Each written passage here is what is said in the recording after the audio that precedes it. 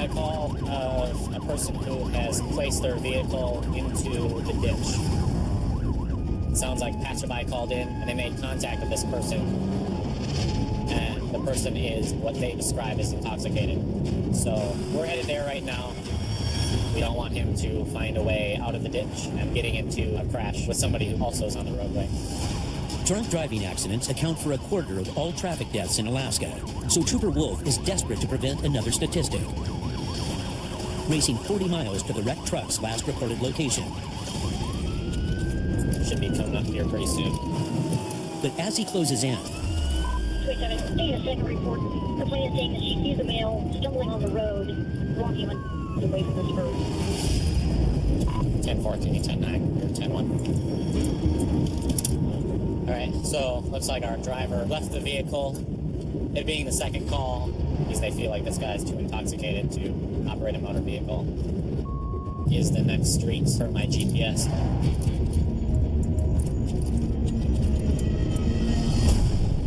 And I found the truck.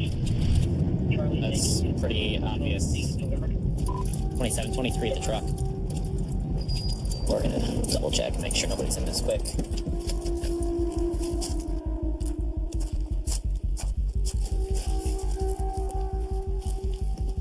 Alright, so a bunch of beer in the front seat, so we're gonna go see if we can find this guy.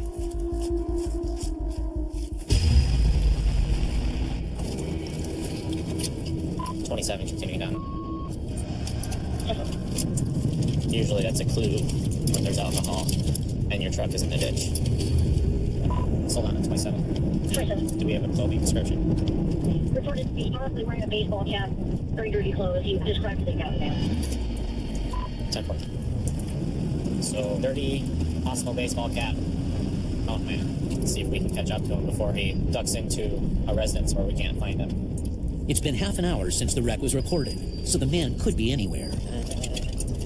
Trail, nothing down here. He might be going to like the nearest possible residence.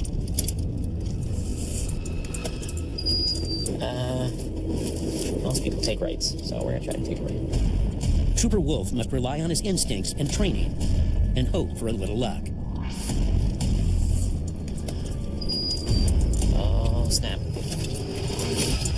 27, 10-6 with a mail line. State troopers! You okay? Yeah. Oh. No, actually I'm not. Okay, so let's go back towards my car here. I'll get you some bug sprays. I have no interest in talking with you. Okay, why don't we go back and talk near my car?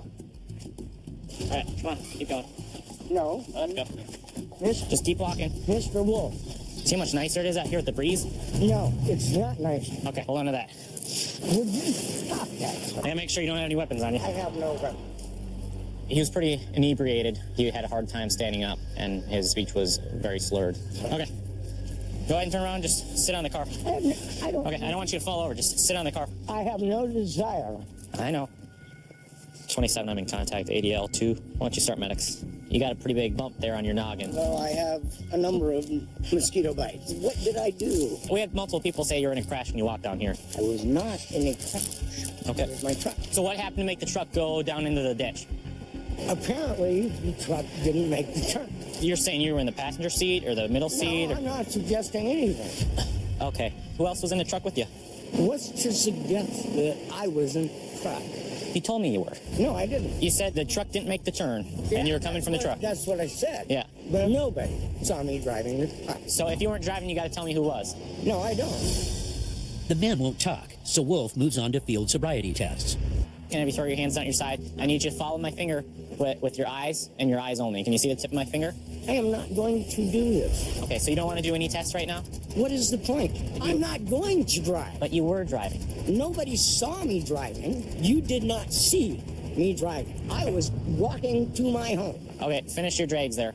Trooper Wolf's heard enough. I'm going to throw the handcuffs in the front. You okay with that? What? What? He detains the man on suspicion of driving under the influence We're going to go right in here. and returns him to the scene of the crime. We got car keys, so we're going to go back and see if they fit the car. 27, 10-8 with my 10-8, 10-19 back to the vehicle. So it's locked right now. That unlocked it.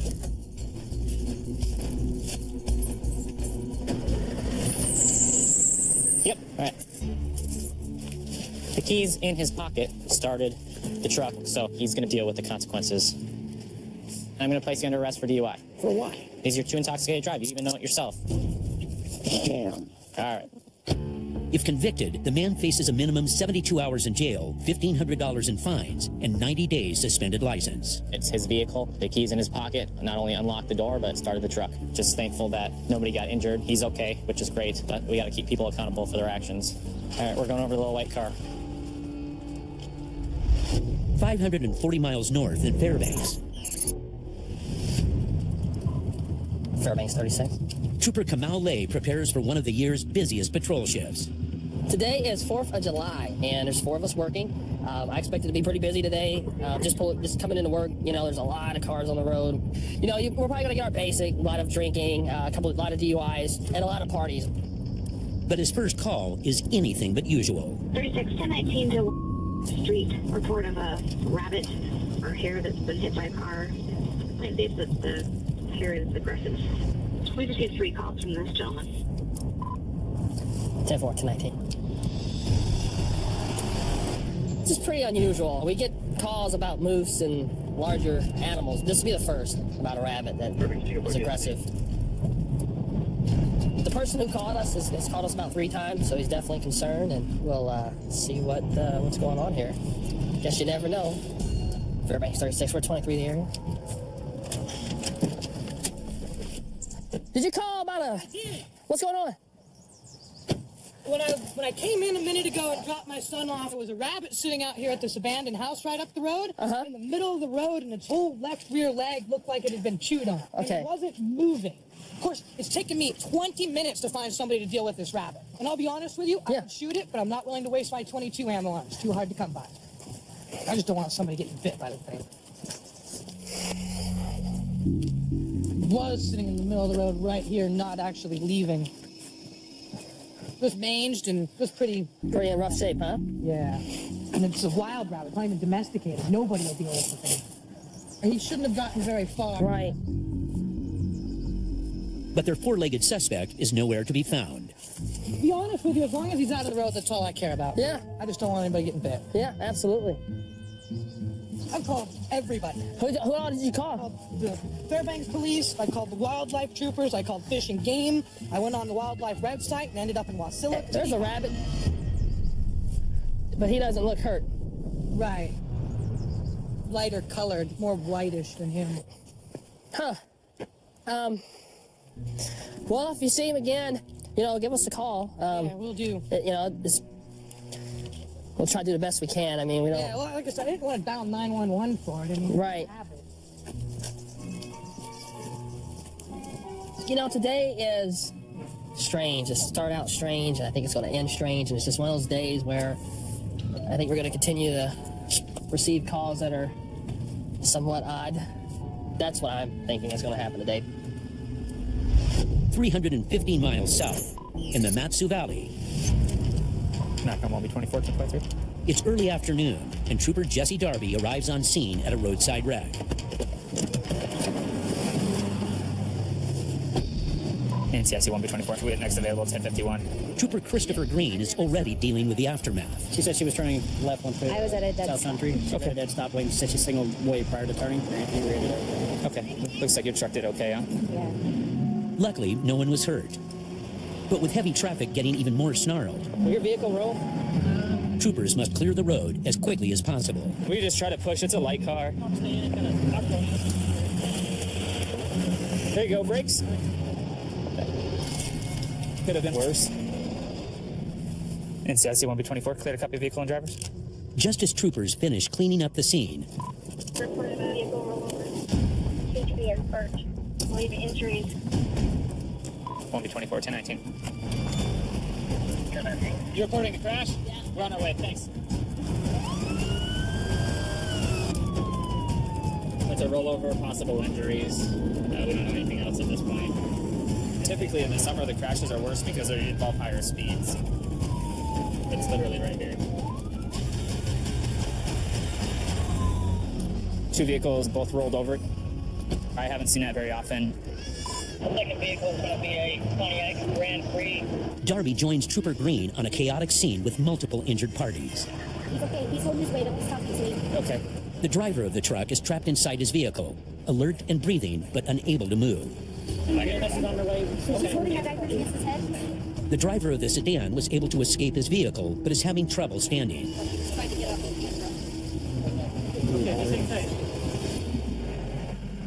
Hang on just one second. I'll be right back with you guys. Then, Trooper Darby recognizes one of the victims. The one that's laying on the ground. It's my little cousin. Hang on just one second. I'll be right back with you guys. It's my little cousin. The one that's laying on the ground. Zach, it's Jesse, buddy. How you doing? Hey, Jesse. What hurts? My back. Your back? The bottom of my legs. Okay. I don't think anything's broken. They're just telling me to be still. Yeah, anytime your back's hurt, especially in a car crash, you gotta be real careful with it, okay? So the priority is gonna probably be the guy in the car. They're gonna probably try to get him out, and then we'll get to you, okay? I'm gonna go check on a couple other people, and I'll be back to check on you, all right? Medics and fire crews soon arrive on scene and immediately begin extracting the driver from the truck. Don't move that right. We got you, okay? Now, troopers turn their attention to investigating the crash. Did you see what happened? Kind of yes or no. All I saw was rollovers and a ball of dust. You didn't see where a vehicle started or anything? Okay. But tracking down a witness proves difficult. I couldn't tell you who did what. They were already in the ditch. Okay. Finally, Trooper Darby discovers a woman who was only a few feet behind the collision. What'd you see happen? The truck was in front. Okay. The car was in back. And then I was right behind the car. The car, I don't know what it was. It kind of started swerving to the side of the road and then overcorrected and parked right into the back end of the truck and took them both out. Your statement is going to go a long ways. Fire crews quickly extract the driver from the overturned truck and rush him to the nearest hospital for possible head and neck injuries. Additional medics race to evacuate Trooper Darby's cousin.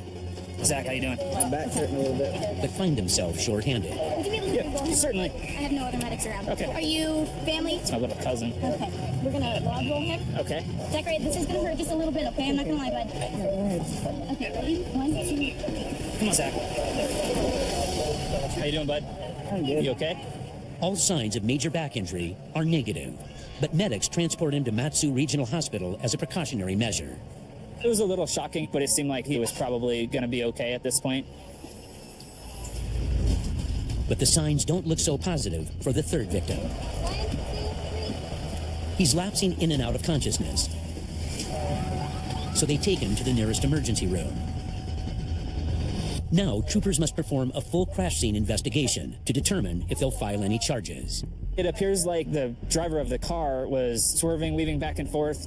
He basically rear-ended the other car and sent them both careening into the ditch, leaving both vehicles totaled. Although the accident sends his cousin to the hospital, Trooper Darby is relieved that no one is in critical condition. It looked like it could have been a lot worse. Luckily, medics were pretty close and able to get everybody to where they needed to go. 170 miles away, outside the town of Cantwell, Wildlife Trooper Jim Ellison is headed deep into the backcountry to ensure local bear hunters are playing by the rules. There is the perception that there's no law enforcement out there so they can do what they want, so we're going to go check the stations for compliance. Joining him on the journey is public safety technician Leo Farrow. Okay, we're ready. But getting there will require a rugged 10-mile ride through the heart of bear territory. Up the trail here, there should be a bait station. Where you have a bait station, the bears are used to coming into that, so if there's any bears in the area, they'll be in this area here. But after 5 miles of hard riding, troopers encounter an even tougher natural obstacle. Pretty muddy. See if it'll get itself out. Recent rains have turned the trail into a mud bog. Nope. And the troopers must take action. We're gonna wait for that tree. Maybe. If they can't free their ATV in this remote location, they may be forced to abandon their patrol and the $4,000 machine with it. The nearest bait stations I know of on here are about 10 miles from the trailhead. We're not quite halfway.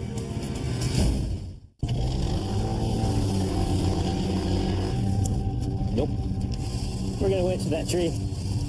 The nearest bait stations I know of on here are about 10 miles from the trailhead. We're not quite halfway. Wildlife Trooper Jim Ellison and Technician Leo Farrow are stuck deep in the backcountry on a routine patrol. I'm underneath the surface is my problem.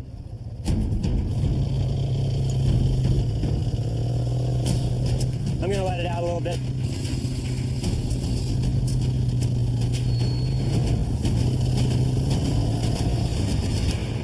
I'm out.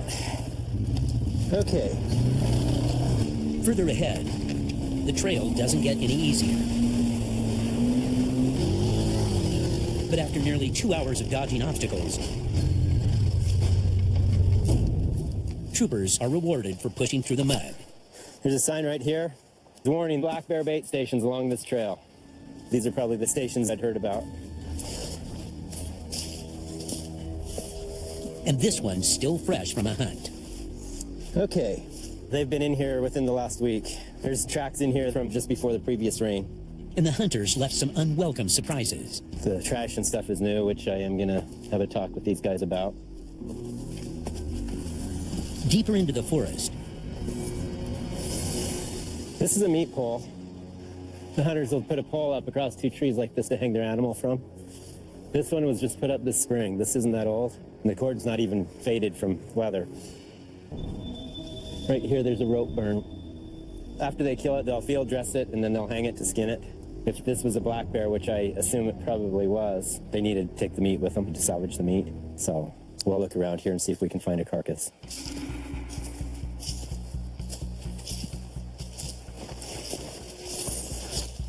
As warm as it is, if there's a carcass out here, it'll be smelling, so it shouldn't be too hard to find if there is one. hunters face serious penalties for wasting a bear carcass. Up to $10,000 in fines and possible jail time. All this trash and everything all over, so there's a pretty good chance there'll be a larger violation. Trooper Ellison follows his nose along a trail of evidence. Here's some nylon gloves that somebody used to dress an animal with. They're fresh, they're from this spring. Here's some towels that they clean their hands with after they dress the animal. We'll look around here. But a search of the area suggests these careless hunters at least had a respect for their kill. That shows me that they took the meat, didn't leave it out here to waste. If we would have found a carcass, there would have been definitely an issue. But they could still face citations for littering on public land, a crime that carries a maximum of $1,000 in fines. If they don't clean it out by the end of the month, then it's going to be in violation. Mission accomplished. The more we get in the field and the more laws and regulations that we're enforcing, the more the people know that there's more of a chance that they're going to get checked. So they're going to think twice, no matter where they're at, before they break the law. In the back of their mind, they're going to wonder, where is he going to show up next?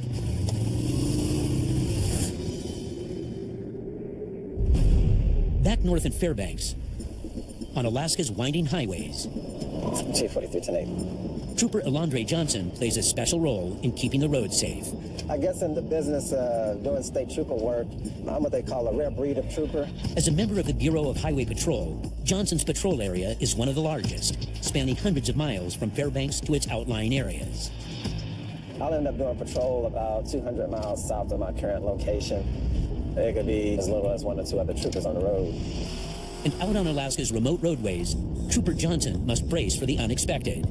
There is no typical or common traffic stop. These things are high risk. You stop at an unknown person, and you never know what that person has got going on inside that vehicle.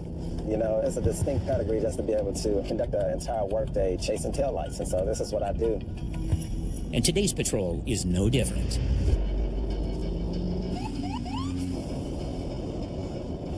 T-43 on the 36 at Old Chino Ridge.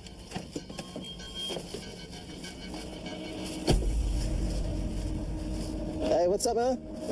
Any guns or firearms in this vehicle, brother? All right. I'm Trooper Johnson with the Bureau of Highway Patrol. The reason I stopped you, man, you blew the stop sign coming across Chino Pump there. Sorry, I thought I couldn't put these guys. No, I mean, like, it wasn't even like a simple stop, all right? Hey, don't reach over there, man. Hey. Woo.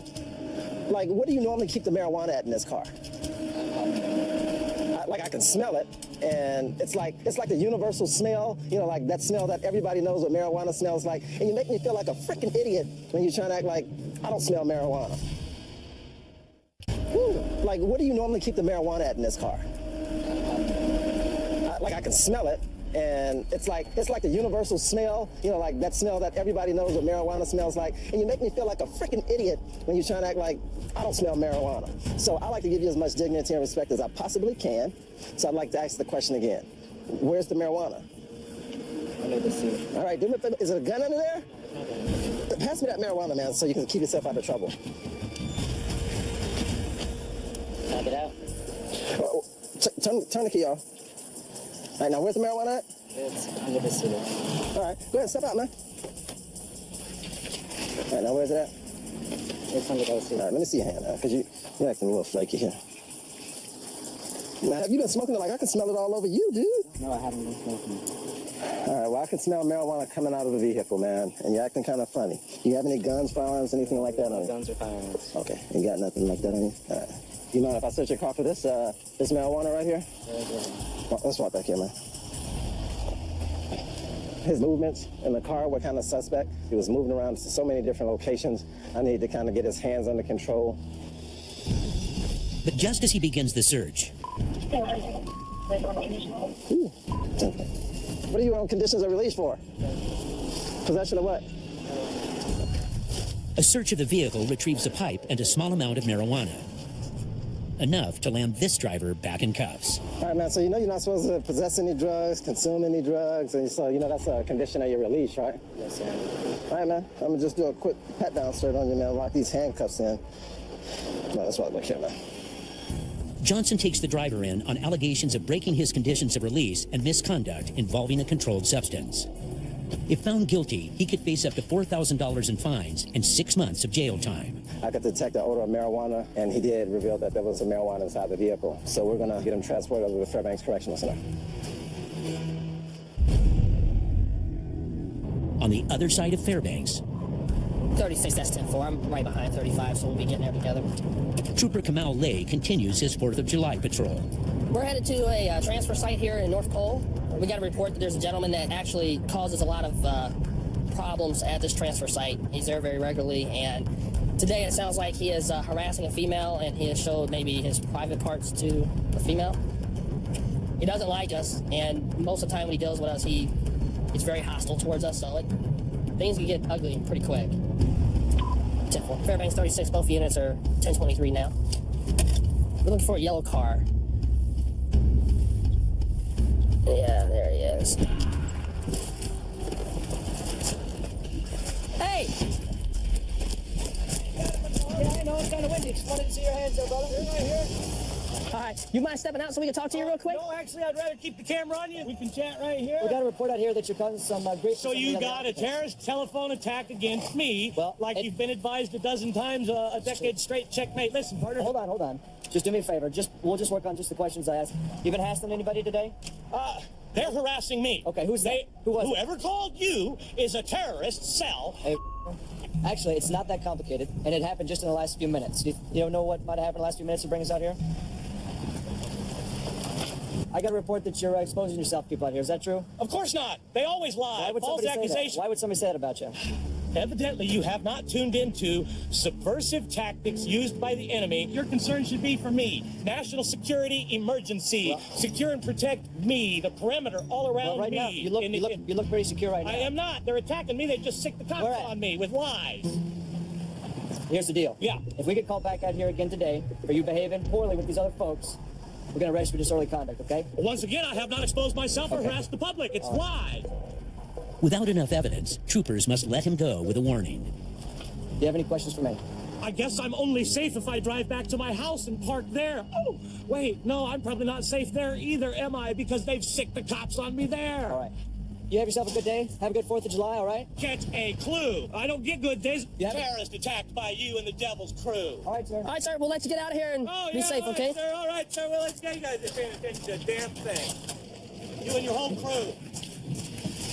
545 miles southwest, at the mouth of the Yukon River, Trooper Bill Connors is en route to one of Alaska's smallest native settlements. Hey, Mr. Connors. Thanks for ordering the sunshine. We're heading to the village of Nunamiqua. We've got a report of a burglary / break-in at one of the native stores there. It has a population of 100 and some people. So whenever you get crimes like this impacting this small of a community, it's going to have a lot of effects. I'm going to go there and interview the store manager and see if we can find the suspects. Thanks for ordering the sunshine. We're heading to the village of Nunamiqua. We've got a report of a burglary / break-in at one of the native stores there. I'm going to go there and interview the store manager and see if we can find the suspects.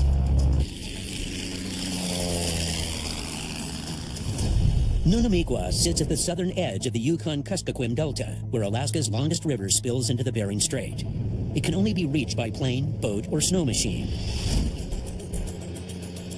Nunamiqua has a population of 100 and some people, so whenever you get crimes like this impacting this small of a community, it's going to have a lot of effects. Out here, the law is particularly difficult to enforce. The last village police officer we had here quit his job in 2010. Since then, we haven't had any active village police officers, tribal police officers, and of course, we don't really have a state trooper post. Hey, how's it going, Daryl? Good to see you, bud. Thank you, sir. Enjoy your day. Yeah, thanks. Nunamiqua means the end of tundra in the local Yupik language, and for good reason. It's a boardwalk community, except for some of the newer part of the village. As you can see, it's all delta. So the ground is always moving, and the buildings are always settling. So we get a lot of flooding here. The burials are done above ground. They just put them in containers, and that's how the families conduct the services. In the center of town sits the region's only store, just reopened after being shuttered for close to 6 years. And it's already, since they've been open, had 2 burglaries. So we want to try and put a stop to it as fast as we can. Just weeks ago, the vital source of food and supplies was ransacked. We've got some obvious damage to the safe. Looks like someone took a blunt object and was pounding on it, trying to get it open. And we also have it's like a double pane window, sliding window busted. $200 coins was taken and about a little bit over $800 in cash. Okay. If this continues... I know, it's just gonna... I know, it's not gonna happen. Down the drain? You're gonna close it? Yeah, I know. Do you know how they broke in? It was just a lock? It was just a lock. I don't know how they opened it, but... Maybe somebody didn't lock it all the way. And you said that there was a couple of witnesses? Yes. Okay. This won't take long. I know you're busy. But the witness is nervous. Tell me what you saw. Late at night, me and my friends were walking in, we saw like a shadow, and we got scared, so we ran that way. Okay, and then what? We wanted to see who was in the store, so we came back this way. We saw them. How many people did you see? 2. Okay, and who did you see? Okay. And did you see them right on the road out here? Holding some groceries. Okay, so they were holding groceries. About what time of night was it? Okay, so about midnight. The witness's testimony is a solid lead, but it's not enough to make the arrest today. Trooper Connors will continue his investigation until this culprit is in cuffs. I talked to the store manager, and I explained to him the importance of, maybe trying to beef up his security a little bit and see if we can just do something to prevent easy access to some of these critical places within the village. But his visit has been vital in keeping this cornerstone in the community open. Some business that's trying to establish themselves after 6 years to help out the community so these people can save some money and not have to travel great distances to stock up on food. It really has a strong impact.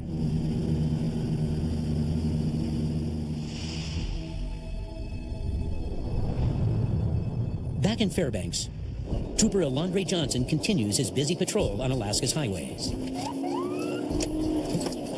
T-43, 1036.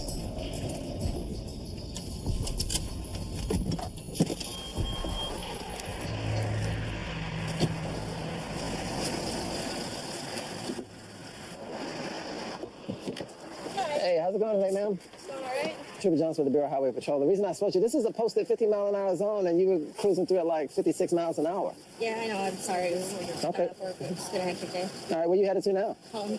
Okay. You have a valid driver's license, insurance, and registration? I don't have a license. Okay. What's the deal with your driver's license? It's suspended. Okay, what is it suspended for? I got a DUI in December. Sorry, it's my mom. I'm going to tell her I'm getting arrested. Hello? I'm getting arrested, so I was speeding and I don't have a license, so I'm going to go to jail. Can you come bail me out? Okay, well, I'm ready. You step out on that side over here. All right, do me a favor, turn around. Walk back here so we can get out of the road here. This is a 50-mile-an-hour zone, actually locked on radar at 56 miles an hour. Her driver's license is suspended for a prior DUI. She has to have an ignition interlock device on any vehicle that she drives. This one is not equipped with that. That'll be an additional charge for her as well. We'll stand by for somebody to respond for the vehicle, and then we'll transport her to Fairbanks Correctional Center. Across town, So Fairbanks Police Department contacted us for assistance. It looks like somebody was able to steal one of their unmarked patrol vehicles or unmarked vehicle of some kind and then put it in the ditch. after crashing the vehicle, the suspect fled into a densely wooded area. And now, troopers are on the hunt. Right now, we're not sure if the guy has any weapons. FPD's got a good perimeter set up. We're going to go assist them with a canine unit, looking for a track, trying to locate him. But we're going to work as an overwatch for Trooper Rollo and Canine Skippy. Sounds like he's actually still in handcuffs and slipping to the front, so that'll make it a little bit easier to find him.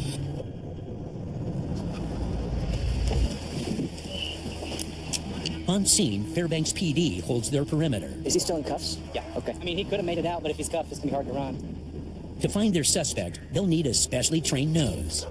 Canine noses can be 10 to 100,000 times more sensitive than a human's, giving troopers the edge in their pursuit.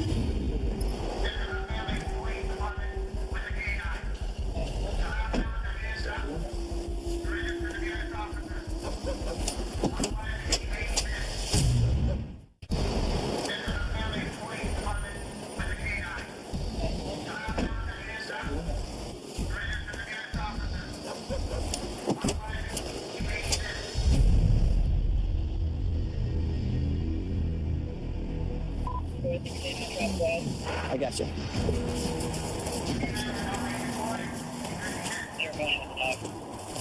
Tell you what, I'll do my best to watch from nose to the right, you do nose to the left, okay? But as troopers move further onto the trail, the dense woods make them vulnerable to their potentially armed suspect. He's still in there. There's a lot of homeless camps. If he's able to get to one of them and pilferage through, maybe somebody's got a weapon in a bag. So if he's got a hold of a gun and he's in there waiting, he could be preparing to ambush folks if they get close. He was detained and ran, so if he'd go through all the effort to steal a police car, there's no saying what he might do. It's up to Canine Skippy to lead the way.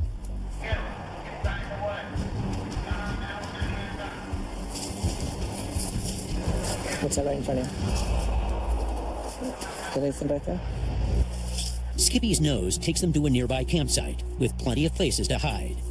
I just saw shiny silver, so... State troopers with a canine! Speak to me now, or you may be bit!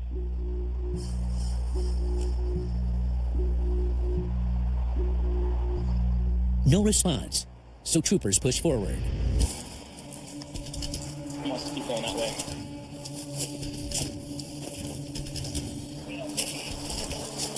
Fairbanks Police Department, you in the tent, speak to me now. Fairbanks Police Department, you in the tent, speak to me now. Yep. I got you.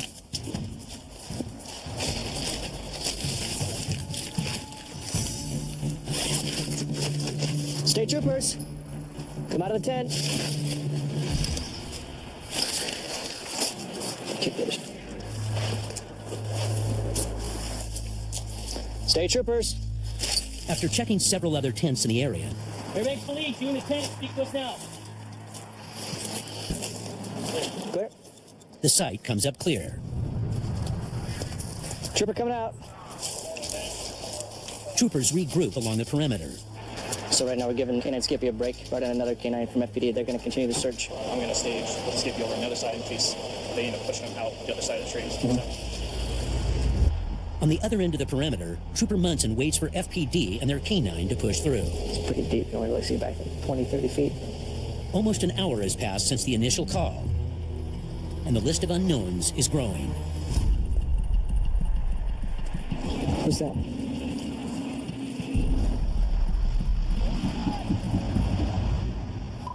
channel. We got movement. Okay, we're moving. State troopers with the canine. Troopers and FPD line up for a full-scale sweep. Come out now, or you may be bit. Units ready?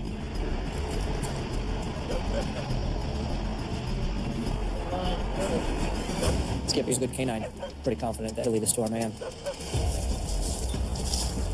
They make one final push.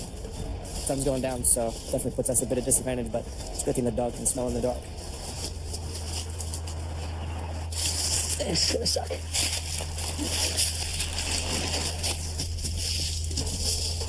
I hear crushing in front of you.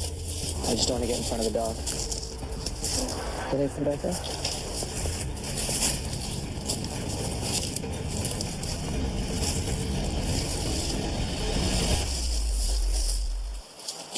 I got nothing up here anymore.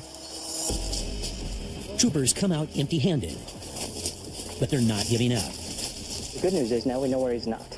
Looks like now we're going to try some of the other track that went to the east instead of this to the west.